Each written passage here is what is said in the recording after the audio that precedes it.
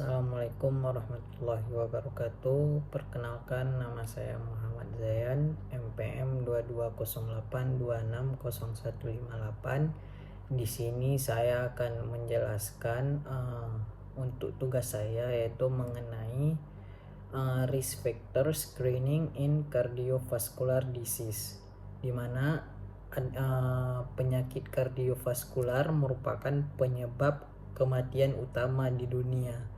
Oleh karena itu, screening faktor resiko menjadi langkah penting untuk mencegah primer maupun sekunder dengan tujuan menurunkan morbiditas dan mortalitas. Nah, langsung saja kita masuk ke penjelasannya. Jadi untuk risk factornya itu ada dibagi menjadi dua. Yang pertama itu ada non-modifiable risk factor dan ada modifiable risk factor.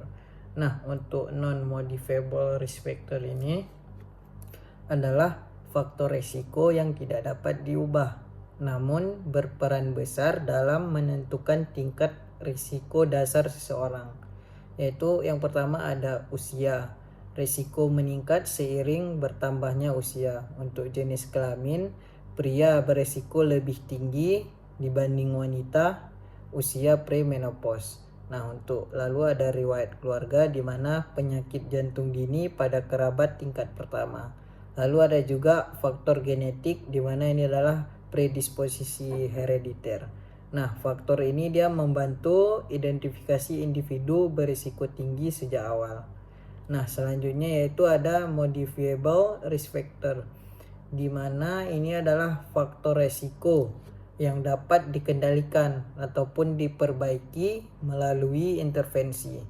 Nah, itu ya ada seperti hipertensi, diabetes mellitus, dislipidemia, merokok, obesitas, dan konsumsi alkohol yang berlebih. Nah, pengendalian faktor ini itu terbukti menurunkan kejadian penyakit kardiovaskular secara signifikan.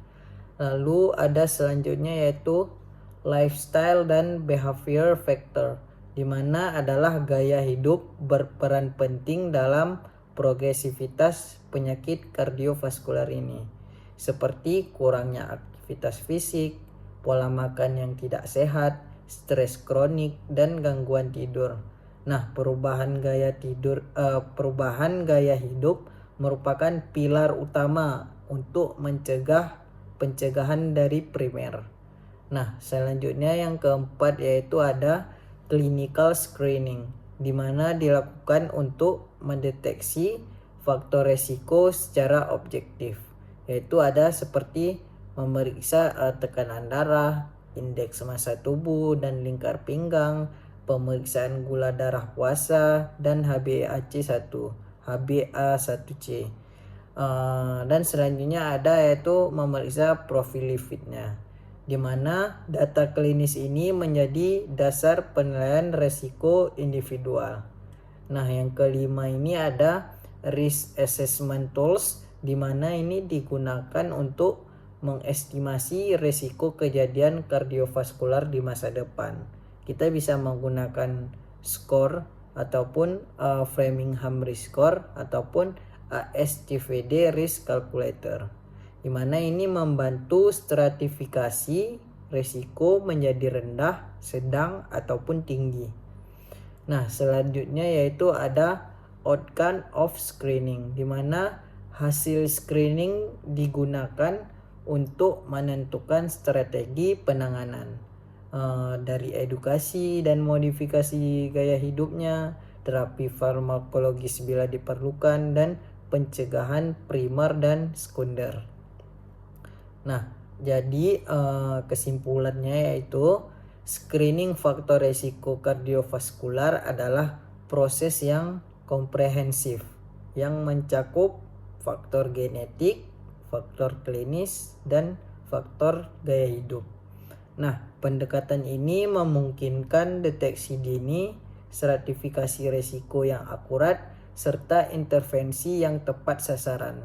Nah, dengan screening yang tepat dan intervensi dini, beban penyakit dari kardiovaskular dapat ditekan secara signifikan. Sekian presentasi saya mengenai risk factor kardiovaskular. Lebih dan kurang saya mohon maaf. Saya akhiri. Assalamualaikum warahmatullahi wabarakatuh.